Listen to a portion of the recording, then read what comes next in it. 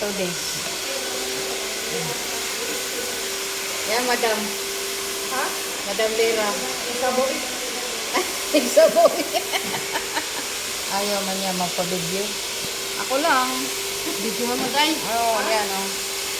Yan si ate. Ay. Magmamaganda ka. Siyempre.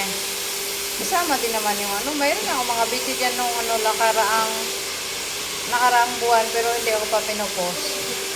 Isang buwan na. Ha? Nakitiktok ka rin. Hindi, wala akong TikTok na lang. YouTube at saka Facebook. Ang galing mo tayo mag-sales to. Kaya nakuha kami 3. Dapat sana ako lang magpagupit. Bakit kayo nagtiwala sa kanya? Ano ba yan? Hindi. Kasi, sabi, magpagupit kami, pero dito din sa taas ng Burger King. Pero hindi ko alam kung Alam mo saan. yung mga silang mabait yan. Masipag, sa kanya na lahat. Para man lang iba man ang mukha natin yung treatment. Dapat nga Matry man lang natin kung ano magpapapecial yan. pa kayo, ganyan. Huwag na facial, wala nga ako niyan. Kasi sa susunod yan naman ang prospect nyo. Ganon. Oo, every month, diba? Ako?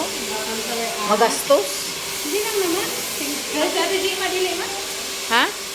O, di ba? Hindi ka na tayo, huwag ka na mag-isip tayo. Ah, Ikaw din tayo. ayaw niya. Apay na dili.